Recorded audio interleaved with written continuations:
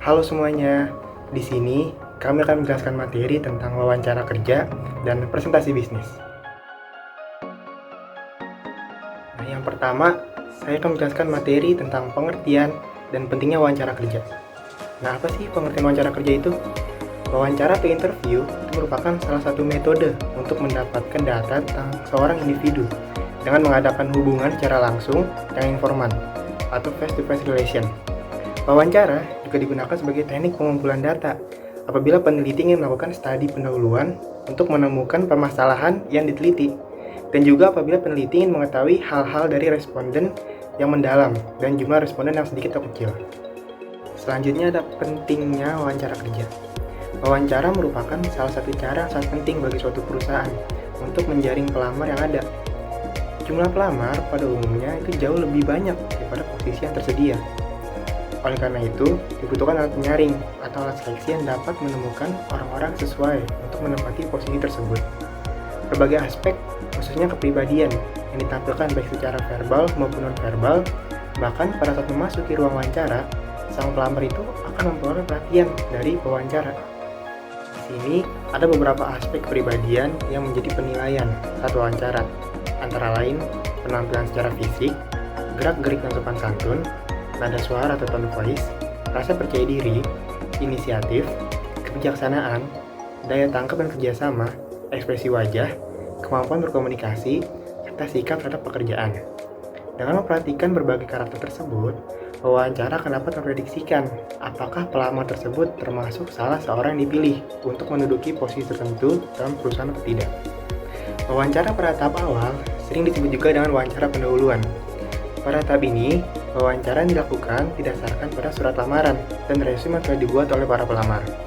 Hal ini untuk memastikan bahwa pelamar secara administrasi telah memberikan atau mengisi semua informasi penting dan untuk menilai kesesuaian antara klarifikasi pelamar dengan jenis jabatan yang akan diisi. Kemudian wawancara tahap berikutnya adalah wawancara seleksi, yang pada umumnya memerlukan waktu lebih lama daripada wawancara pendahuluan. Dalam wawancara seleksi, pelamar mungkin akan diwawancarai oleh suatu tim yang biasanya beranggotakan lebih dari satu orang. Pada tahap ini, calon pelamar akan ditanya berbagai pertanyaan mengenai hal latar belakangnya, mencakup kualifikasi, pengalaman kerja, pelatihan, dan semangat kerja secara umum untuk memperoleh informasi penting tentang pelamar tersebut. Selanjutnya ada jenis wawancara. Dari segi pelaksanaannya, wawancara dibagi menjadi 3 jenis, yaitu ada wawancara bebas, wawancara terpimpin, dan wawancara bebas terpimpin. Dalam wawancara bebas menanyakan apa saja kepada responden atau narasumber. Namun harus diperhatikan bahwa pertanyaan itu berhubungan dengan data-data yang diinginkan. Jika tidak hati-hati, maka kadang-kadang arah pertanyaan tidak terkendali. Selanjutnya dalam wawancara terpimpin, wawancara sudah dibekali dengan daftar pertanyaan yang lengkap dan terinci. Dan yang terakhir dalam wawancara bebas terpimpin, wawancara mengombinasikan wawancara bebas dengan wawancara terpimpin. Dalam pelaksanaannya, wawancara membawa pedoman tentang apa-apa yang ditanyakan secara garis besar, jadi berupa poin-poin pentingnya saja. Wawancara dari segi dunia kerja. Pertama, ada wawancara standar. Wawancara standar atau tradisional merupakan jenis wawancara kerja yang paling sering digunakan. Saat menjalani wawancara tersebut, umumnya pelamar akan diwawancari oleh seorang pewawancara. Yang kedua, ada wawancara perilaku. Wawancara perilaku atau behavior interview fokus pada perilaku masa lalu narasumber untuk memprediksi perilaku masa depan.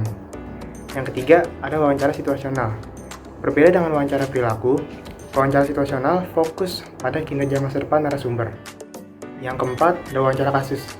Wawancara kasus umumnya digunakan perusahaan konsultan. Wawancara ini fokus pada bagaimana pelamar menyelesaikan sebuah atau beberapa isu bisnis yang spesifik. Yang kelima, wawancara melalui telepon.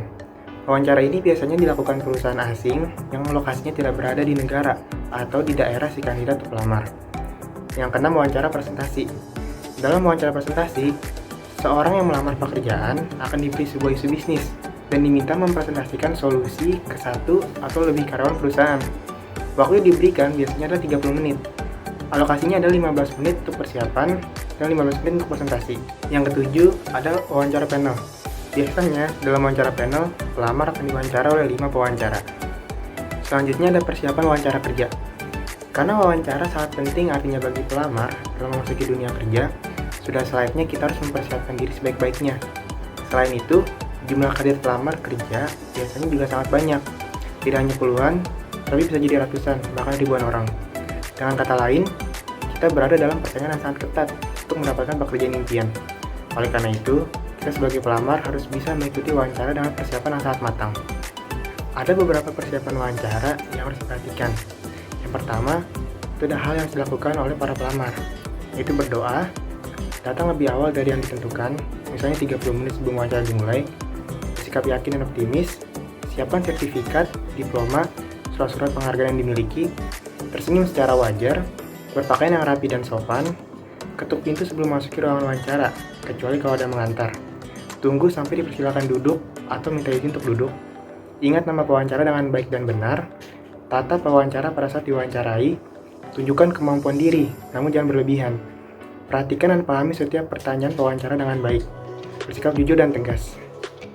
Yang kedua, hal yang harus dihindari oleh para pelamar, yaitu datang terlambat, terlihat kesal karena menunggu lama, datang ke wawancara kerja tanpa persiapan, berpenampilan berlebihan, membawa tas belanja atau jenisnya dalam ruang wawancara kerja, mengajak teman atau keluarga saat wawancara kerja, duduk sebelum dipersilahkan, meletakkan tas di meja wawancara kerja, membungkuk dan menundukkan kepala, bertopang dagu, melipat tangan di muka dada, merokok atau menggulung permen pada saat wawancara kerja, membuka atau memulai percakapan wawancara kerja, memotong pembicaraan saat diwawancarai, melebih-lebihkan diri, dan menunjukkan kesan tidak sabar. Selanjutnya ada cara mengenali pekerjaan dan perusahaan. Saat ingin melamar suatu pekerjaan, pelamar perlu mencari berbagai informasi yang berkaitan dengan pekerjaan yang dilamar, serta perkembangan perusahaan tersebut. Untuk memperoleh informasi tersebut, pelamar dapat memperolehnya dari berbagai publikasi resmi yang dikeluarkan oleh perusahaan tersebut, baik dalam bentuk jurnal, majalah, buletin, atau melalui situs web perusahaan yang bersangkutan. Wawancara sebagai bentuk komunikasi dua arah merupakan kesempatan yang baik bagi pelamar untuk menanyakan secara langsung mengenai pekerjaan dan perusahaan kepada pewawancara. Di sini ada berbagai contoh pertanyaan yang dapat disampaikan saat wawancara, antara lain, apa tugas dan tanggung jawab pekerjaan yang akan dilakukan, bagaimana kebijakan perusahaan mengenai promosi, bagaimana kesempatan untuk berkembang dalam perusahaan, apakah tersedia program pelatihan bagi pegawai baru, bagaimana pangsa pasar bagi produk-produk yang diproduksi oleh perusahaan. Pertanyaan-pertanyaan yang diajukan dalam wawancara itu sangat penting artinya bagi pewawancara, terutama dalam kaitannya dengan tingkat keseriusan pelamar dalam melamar pekerjaan. Nah, tadi teman saya sudah menerangkan nih mengenai apa sih wawancara kerja itu dan seberapa penting wawancara kerja itu. Sekarang saya mau mengajak teman-teman untuk mengetahui beberapa pertanyaan penting yang sering diajukan dalam proses wawancara kerja. Biasanya nih pertanyaan-pertanyaan yang diajukan dalam proses wawancara kerja itu berkaitan dengan pekerjaan yang kita lamar, lalu latar belakang pendidikan dan pelatihan yang mungkin pernah diikuti, lalu pengalaman kerja apabila sebelumnya kita pernah bekerja di tempat lain, lalu pertanyaan berkaitan pergaulan, latar belakang kepribadian, latar belakang keluarga, juga pertanyaan yang berkaitan dengan tujuan karir. Nah, berikut ini adalah beberapa contoh pertanyaan yang berkaitan dengan pekerjaan yang dilamar, juga latar belakang pendidikan dan pengalaman yang pernah diikuti. Bisa dilihat sendiri, ini adalah beberapa contoh pertanyaan yang mungkin akan diajukan oleh pewawancara. Nah, kenapa sih pertanyaan-pertanyaan ini harus diajukan oleh pewawancara? Nah, terkait pertanyaan yang berkaitan dengan pekerjaan yang dilamar, hal ini ditujukan untuk mengetahui apakah kita sebagai pelamar kerja ini mengetahui dengan betul profesi dan juga perusahaan yang kita inginkan. Lalu terkait pertanyaan yang berkaitan dengan latar belakang pendidikan juga pelatihan yang pernah diikuti, hal ini ditujukan bagi perusahaan untuk menjadi pertimbangan apakah latar belakang pendidikan juga pelatihan yang mungkin kita pernah ikuti ini sesuai dengan profesi yang kita inginkan. Selanjutnya adalah contoh pertanyaan yang berkaitan dengan latar belakang keluarga juga kepribadian. Nah, mungkin beberapa di antara kalian ada yang bingung, kenapa sih pertanyaan berkaitan hal ini harus diajukan oleh pewawancara? Nah, pertanyaan berkaitan latar belakang keluarga ini ternyata juga menjadi pertimbangan nih dalam proses rekrutmen. Nah, di sini ada contoh kan pertanyaan, bunyinya gini, bagaimana pendapat orang tua Anda terkait profesi yang Anda inginkan? Nah, misalnya jawaban oleh pelamar ini, orang tua saya menentang sebenarnya mengenai profesi ini. Nah, itu juga menjadi pertimbangan kalau misalnya nih orang tuanya menentang. Berarti khawatirnya akan menjadi hambatan ke depannya bagi si pelamar ini dalam bekerja. Itu juga menjadi pertimbangan makanya. Lalu pertanyaan mengenai kepribadian. Nah, pertanyaan terkait hal ini tuh sangat penting sebenarnya untuk mengetahui seperti apa sih diri si pelamar kerja ini. Karena misalnya nih, ternyata diri dia ini adalah orang yang tertutup atau misalnya sulit bekerja sama. Nah, ini khawatirnya kedepannya akan menghambat performa kinerja si pelamar ini. Makanya si perusahaan menanyakan hal tersebut untuk menjadi pertimbangan.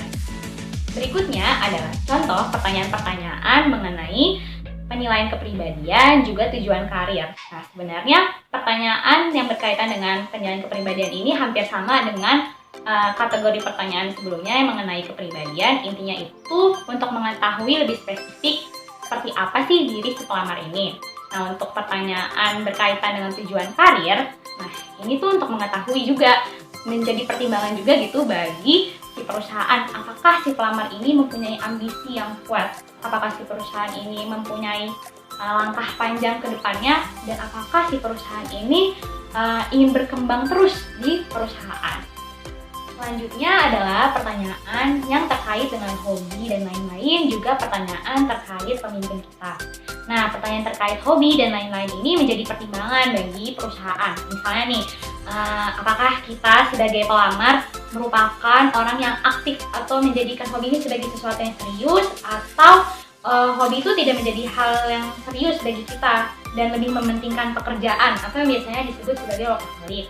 Terus pertanyaan-pertanyaan yang berkaitan dengan kegiatan sosial, misalnya apakah kita sering ikut atau aktif dalam aktivitas sosial. Itu tuh untuk mengetahui juga sih apakah kita peka terhadap lingkungan sosial. Nah, terus pertanyaan yang terkait dengan pemimpin kita. Nah, pertanyaan yang terkait dengan pemimpin kita ini untuk mengetahui apakah kita sebagai pelamar ini bagaimana sih menyikapi pemimpin kita ini, bagaimana sih pemimpin kita biasanya memperlakukan kita. Dan contohnya nih, misalnya pemimpin kita menegur kita. Nah, si pelamar ini menyikapinya gimana? Apakah dia merasa, oh saya dimarahin, atau oh saya habis ditegur berarti saya harus memperbaiki gitu. Nah, berikutnya adalah contoh pertanyaan-pertanyaan yang mungkin diajukan terkait pekerjaan sebelumnya dan juga pergaulan antar sejawat. Nah, pertanyaan yang berkaitan dengan pekerjaan sebelumnya ini, contohnya itu ditujukan untuk mengetahui apakah si pelamar ini dulunya mempunyai posisi yang penting di pekerjaan sebelumnya atau mempunyai tanggung jawab yang besar di pekerjaan sebelumnya. Nah, terkait pertanyaan yang berkaitan dengan pergaulan antar sejawat, ini tuh bertujuan untuk mengetahui apakah si pelamar ini merupakan orang yang bisa atau mampu bekerja sama atau justru lebih suka bekerja secara individual, dan apakah si pelamar kerja ini merupakan orang yang komunikatif dan mudah bergaul. Nah, berikutnya adalah contoh terakhir yang akan saya jelaskan, yaitu pertanyaan-pertanyaan yang berkaitan dengan pendelegasian dan juga pengambilan keputusan. Nah, pertanyaan terkait pendelegasian ini bertujuan untuk menjadi pertimbangan bagi perusahaan untuk mengetahui apakah si pelamar ini mampu memberikan kepercayaan kepada orang lain untuk melakukan suatu pekerjaan. Karena nantinya di lingkungan kerja tidak mungkin hanya si pelamar ini dong yang bekerja, pasti harus mendelegasikan suatu bentuk tugas kepada orang lain. Nah, terus pertanyaan yang berkaitan dengan pengambilan keputusan. Nah, hal ini ditujukan untuk mengetahui apakah si pelamar ini mudah dalam mengambil keputusan dan apakah si pelamar ini bisa mengambil keputusan dalam waktu singkat namun tetap objektif. Nah, setelah proses wawancara berakhir, ada baiknya bagi kita sebagai pihak yang diwawancarai untuk mengucapkan terima kasih kepada perusahaan atau kepada pewawancara. Walaupun kemungkinan kita diterima di perusahaan itu memang belum pasti. Nah, sebenarnya ucapan terima kasih ini tuh ditujukan untuk memberikan penghargaan kepada pewawancara atas kesediaan mereka dalam memberikan waktunya untuk mewawancarai kita. Nah, seperti apa sih surat ucapan terima kasih yang baik dan benar? Nah, ketentuan dari penulisan surat ucapan terima kasih yang pertama yaitu usahakan dalam penyampaiannya itu singkat, jelas, dan padat. Lalu yang kedua yaitu hindari pengungkapan yang seolah-olah kita ini menyombongkan diri. Lalu yang ketiga, akhiri dengan harapan. Berikut ini adalah contoh dari surat ucapan terima kasih. Dari contoh ini bisa kita lihat bagaimana penyampaiannya itu jelas dan singkat. Karena di pembukaannya saja sudah langsung disampaikan ungkapan terima kasih kepada pewawancara. Lalu yang kedua, penyampaiannya juga disampaikan dengan sopan dan tidak terkesan menyombongkan diri. Dan yang ketiga, diakhiri dengan harapan. Berikutnya, saya akan menjelaskan mengenai surat penerimaan pegawai dan surat penerimaan kerja. Nah, apa sih surat penerimaan pegawai itu? Surat penerimaan pegawai adalah surat yang diberikan oleh perusahaan kepada pelamar kerja yang akhirnya diterima untuk bekerja. Nah, penerimaan pegawai ini kan merupakan suatu kabar baik, jadi bisa disampaikan secara langsung atau direct plan. Nah, penyampaian dari surat penerimaan pegawai ini sebaiknya di awal paragraf sudah mengungkapkan berita yang menggembirakan ini atau penerimaan pegawai ini. Kemudian untuk paragraf berikutnya diikuti dengan penyampaian konfirmasi. Lalu yang ketiga diakhiri dengan paragraf penutup. Nah, bisa kita lihat di sini terdapat contoh dari surat penerimaan pegawai. Nah, pada paragraf pertama langsung disampaikan nih ungkapan selamat atau kabar baik perihal penerimaan pegawai. Lalu kemudian pada paragraf kedua diikuti dengan informasi perihal konfirmasi. Si pegawai ini harus datang kemana kira-kira dan harus datang kapan dan apakah dia harus mengkonfirmasi ketika dia tidak bisa hadir atau bagaimana. Lalu yang terakhir juga diakhiri dengan paragraf penutup. Selanjutnya adalah surat penerimaan kerja. Nah, apa sih surat penerimaan kerja itu? Surat penerimaan kerja adalah surat yang diberikan oleh pelamar kerja yang akhirnya diterima untuk bekerja kepada perusahaan atau biasanya sih langsung ditujukan kepada manajer personalia. Lantas, seperti apa sih ketentuan penulisan dari surat penerimaan kerja? Nah, sebenarnya ketentuan penulisannya itu hampir sama dengan ketentuan dari surat penerimaan pegawai tadi. Jadi langsung saja kita lihat ke contoh suratnya.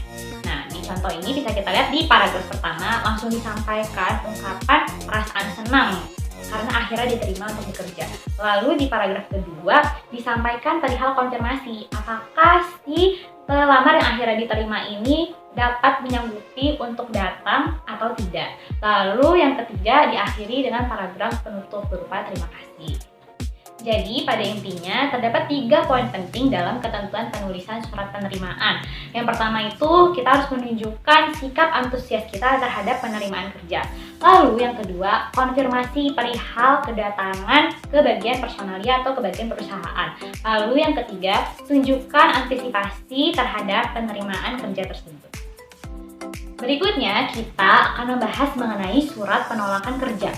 Nah, apa sih surat penolakan kerja itu? Nah, surat penolakan kerja itu adalah surat yang dibuat oleh pihak pelamar yang akhirnya diterima nih untuk bekerja. Namun dia memutuskan untuk menolak tawaran tersebut karena dia sudah diterima atau mengharapkan pekerjaan di tempat lain yang menurut dia mungkin lebih menguntungkan bagi dirinya. Nah, ketika kita berniat untuk menolak tawaran kerja, sebenarnya sih bisa disampaikan secara lisan. Namun, akan lebih baik jika kita menyampaikannya secara tertulis. Nah, seperti apa sih penyampaian surat penolakan kerja yang baik? Nah, penyampaiannya ini ada baiknya menggunakan pendekatan tidak langsung atau indirect plan karena hampir sama dengan penyampaian bad news. Nah, untuk ketentuan penulisannya, yang pertama, sampaikan ungkapan yang positif atau netral terlebih dahulu. Lalu kemudian di paragraf kedua, sampaikan inti dari maksud surat ini yaitu penolakan. Lalu yang terakhir, diikuti dengan ungkapan terima kasih sebagai penutup. Nah, untuk lebih memahami mengenai surat penolakan kerja, langsung saja kita lihat ke contohnya.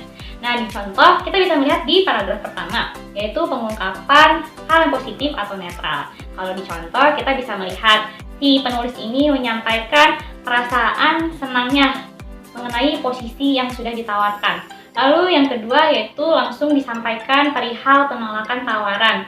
Jangan lupa untuk penyampaian ini usahakan untuk menggunakan bahasa yang sopan dan tidak ambigu. Lalu yang terakhir diakhiri dengan ungkapan terima kasih. Selanjutnya, saya akan menjelaskan tentang presentasi bisnis. Presentasi bisnis adalah suatu komunikasi yang berorientasi pada proposal yang disajikan dalam suatu lingkungan bisnis kepada para audiens yang relatif homogen dengan maksud pencapaian tujuan bisnis. Presentasi bisnis ini biasa dilakukan oleh manajer semua level atau tingkatan dalam perusahaan berskala menengah dan besar, baik dalam kaitannya dengan pemasaran, keuangan, produksi, dan yang lainnya. Lalu berikutnya ada 4 tujuan presentasi bisnis. Yang pertama yaitu menyampaikan pesan-pesan bisnis kepada audiens.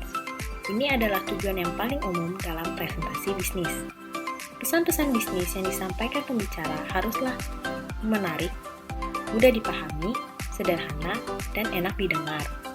Pembicara harus menghindari presentasi yang monoton, membosankan, dan tidak menggunakan bahasa yang sulit dipahami oleh para audiensnya.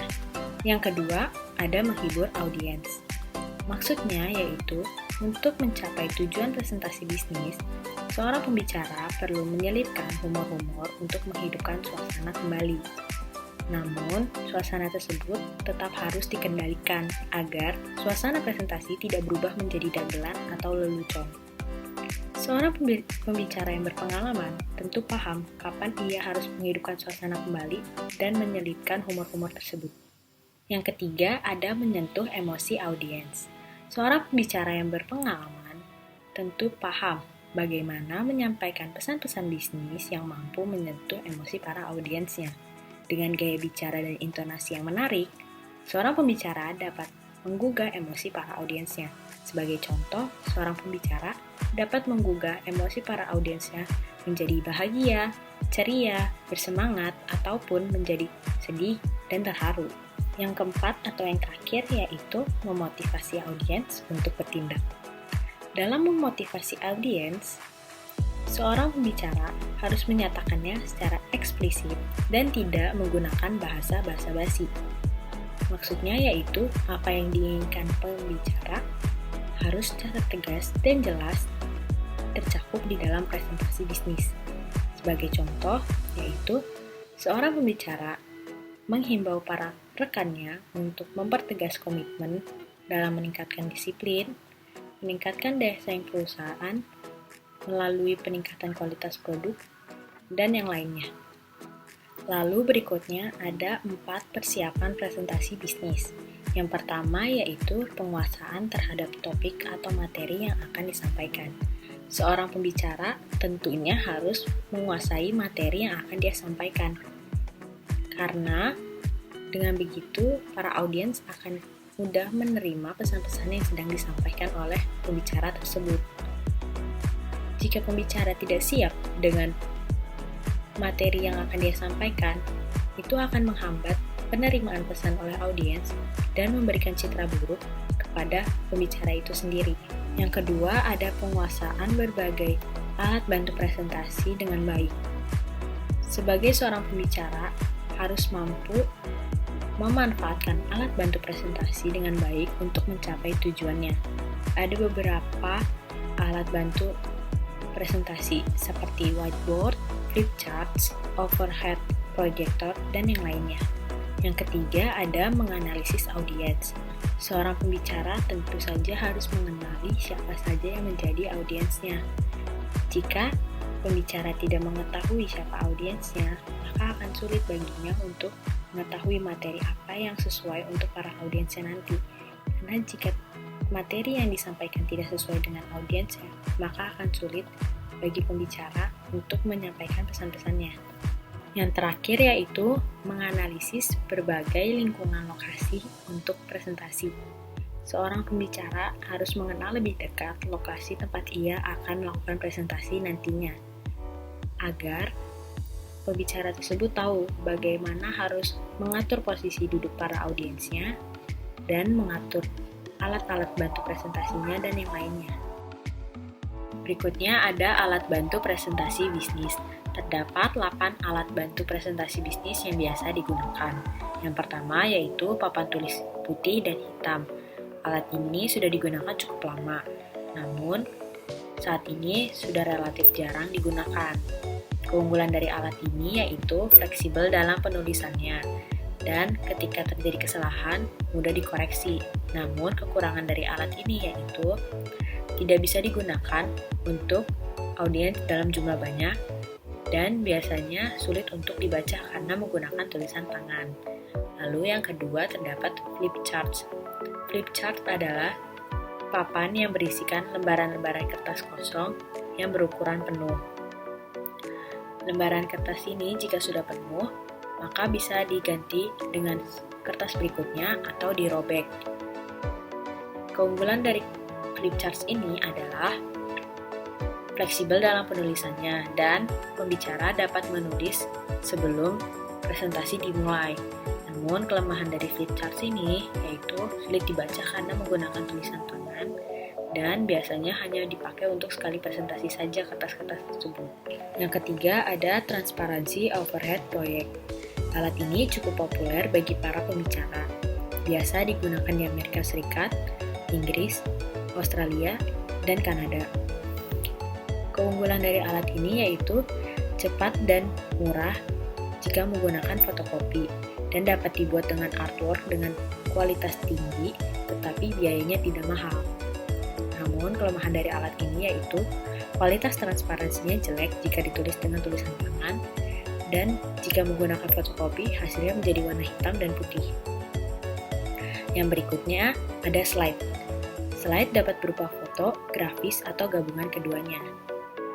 Keunggulan dari slide sendiri yaitu slide foto warna mudah dibuat, sedangkan slide grafis dengan kualitas tinggi dapat dihasilkan melalui PC.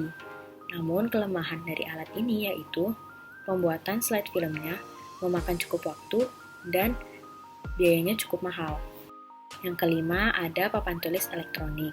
Dalam papan tulis elektronik terdapat mobil listrik untuk menggulung layar sehingga muncul layar yang baru. Keunggulan dari alat ini yaitu fleksibel dalam penulisannya, mudah dikoreksi, dan dapat menampilkan tulisan pembicara dan audiens pada layar tersebut.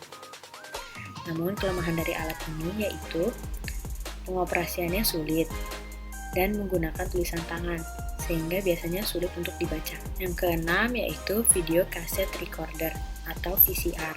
Pembicara dapat merekam berbagai pelatihan atau kegiatan-kegiatan tertentu sebagai bahan studi kasus dalam format kaset video. Keunggulan dari alat ini yaitu sangat praktis. Lalu monitor TV dan VCR dapat mudah ditemukan di perkantoran.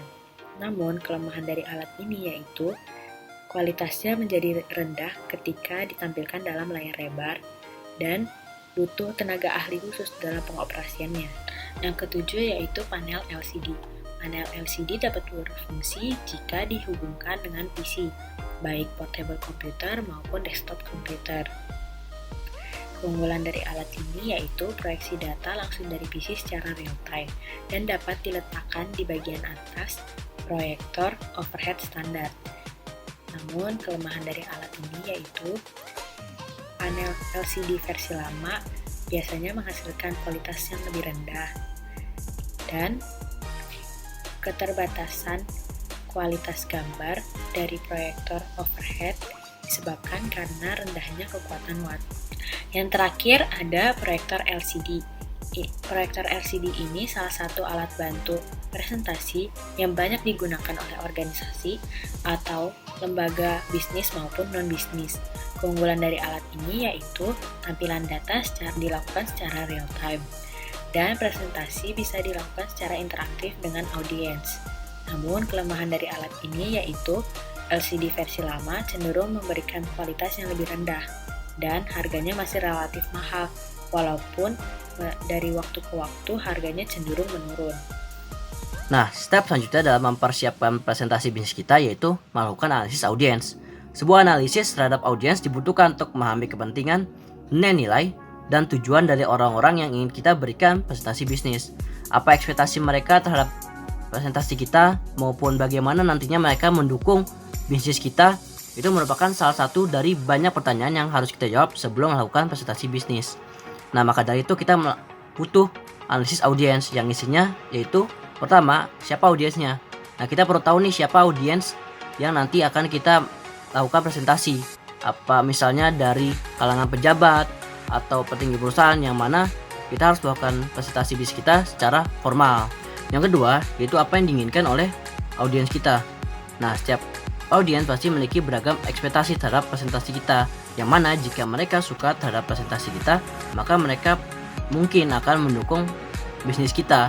Nah, maka dari itu kita harus tahu dulu apa yang diinginkan oleh mereka terhadap presentasi kita. Nah, yang ketiga yaitu di mana melakukan presentasi.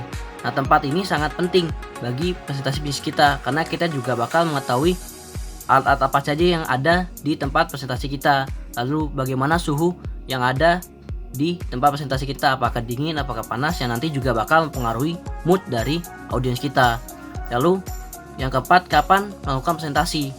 Nah, waktu pun juga sangat penting bagi presentasi bisnis kita, karena itu juga mempengaruhi mood. Misalkan pagi hari dibanding malam hari, pasti audiens lebih cepat tanggap pada malam hari dibanding presentasi di malam hari. Terus apakah di hari kerja maupun di hari libur, itu juga bakal mempengaruhi mood dari mereka. Nah, yang kelima yaitu mengapa melakukan presentasi. Nah, hal ini kembali lagi pada tujuan dari presentasi bisnis kita. Apa kita hanya melakukan presentasi untuk menarik audiens untuk bekerja sama dengan bisnis kita, atau sekedar mengenalkan audiens kepada bisnis kita.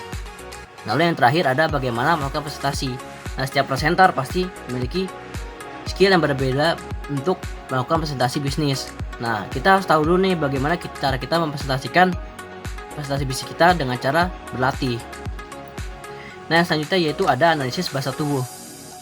Bahasa tubuh atau body language ini merupakan salah satu komunikasi nonverbal yang bisa kita gunakan untuk menarik minat dari audiens dalam memperhatikan presentasi bisnis kita. Dan kita pun juga harus hati-hati dalam melakukan body language, yang mana audiens pun juga bisa melakukan analisis terhadap body language kita. Nah, body language yang sering kita gunakan dalam presentasi yaitu, yang pertama itu ekspresi wajah. Ekspresi wajah menjadi salah satu bahasa tubuh yang dapat dengan mudah memberi arti senang, sedih, marah, dan lain-lain. Nah, maka dari itu kita harus sering berlatih untuk menampilkan ekspresi wajah yang senang dan percaya diri dalam menampilkan presentasi bisnis. Lalu yang kedua ada senyuman. Nah, dalam presentasi bisnis ini kita harus menampilkan senyuman yang polos, tulus, dan tidak buat-buat agar membuat penampilan kita lebih bersahabat dan membangun hubungan yang lebih akrab dengan audiens. Nah, presentasi akan berjalan lancar dan audiens akan menikmati presentasi bisnis kita dengan kita menampilkan senyuman. Nah, selanjutnya ada kontak mata.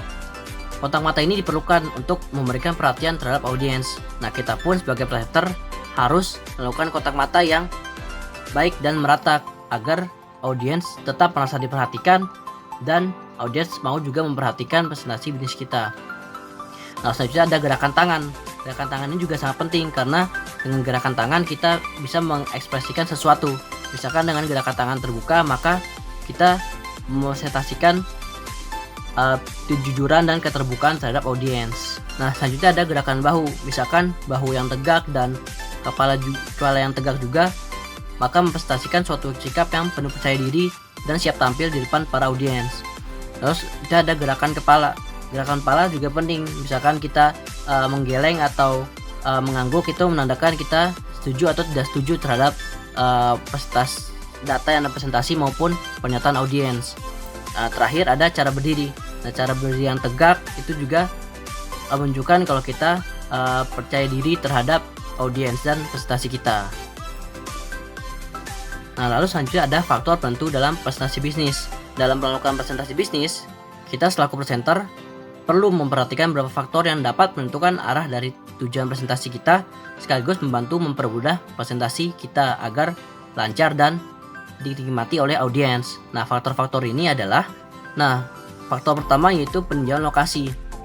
Peninjauan lokasi ini merupakan salah satu faktor yang perlu dipertimbangkan sebelum melakukan presentasi bisnis, yang mana mungkin tidak pernah kita lakukan ketika masuki ruangan tempat kita akan melakukan presentasi, seperti melihat tata letak layarnya, lalu proyektornya, lalu di mana audiens melihat kita. Karena ketika kita luput dari hal itu, akan memperlambat atau menurunkan kualitas dari presentasi bisnis kita. Nah, maka dari itu seharusnya kita melakukan peninjauan lokasi agar presentasi kita lebih lancar dan audiens kita lebih menikmati presentasi bisnis kita. Berarti presentasi bisnis. Nah, latihan merupakan salah satu faktor yang tidak boleh kita lupakan dalam menyiapkan presentasi bisnis, karena practice make perfect. Maka dari itu, kita harus selalu latihan dengan memperhatikan hal-hal berikut ini, yaitu pertama, identifikasi audiens. Nah, dengan mengidentifikasi audiens, kita akan tahu dan kita sudah siap bagaimana audiens yang akan kita hadapi ketika akan melakukan presentasi bisnis. Lalu yang kedua adalah menyiapkan pokok-pokok pikiran. Nah, pokok-pokok pikiran di sini itu hal-hal dari presentasi bisnis kita, namun masih bersifat global atau umum, belum rinci. Nah, nanti rincinya nanti akan dijelaskan selanjutnya. Nah, selanjutnya yaitu menulis teks lengkap. Nah, teks lengkap ini merupakan hasil pokok-pokok pikiran yang tadi dan ditulis secara rinci menjadi sebuah teks lengkap. Nah, teks lengkap ini bakal membantu kita dalam melakukan presentasi bisnis yang lebih lancar.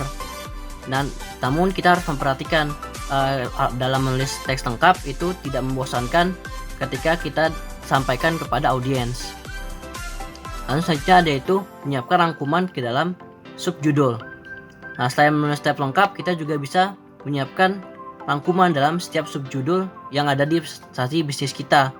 Nah, hal ini bisa diterapkan kepada presenter yang sudah memiliki cukup pengalaman untuk menghadapi publik. Nah, yang terakhir adalah menulis ke dalam kertas ukuran pos. Nah, cara ini itu sangat simpel dan efektif karena kita hanya menuliskan poin-poin penting yang ingin disampaikan dalam sebuah catatan pos. Jadi kita akan lebih terbantu untuk melakukan presentasi dengan catatan-catatan ini yang dituliskan dalam kartu pos. Percaya diri. Nah, salah satu faktor yang menyebabkan keberhasilan presentasi bisnis kita yaitu adanya percaya diri yang kuat dari diri kita. Nah, ketika tidak ada percaya diri yang kuat, maka presentasi bisnis kita terlihat asal-asalan dan tidak sesuai dengan tujuan yang kita tetapkan di awal. Nah, tips-tips yang kita bisa terapkan dalam meningkatkan percaya diri yaitu ada tersenyum dan jaga pandangan, lalu mulailah perlahan-lahan dengan punggung dan dagu tegak, serta buka presentasi dengan sungguh-sungguh dan materi yang sudah kita siapkan. Dan dengan 3 hal itu, maka dimungkinkan kita bisa meningkatkan percaya diri kita dalam melakukan presentasi.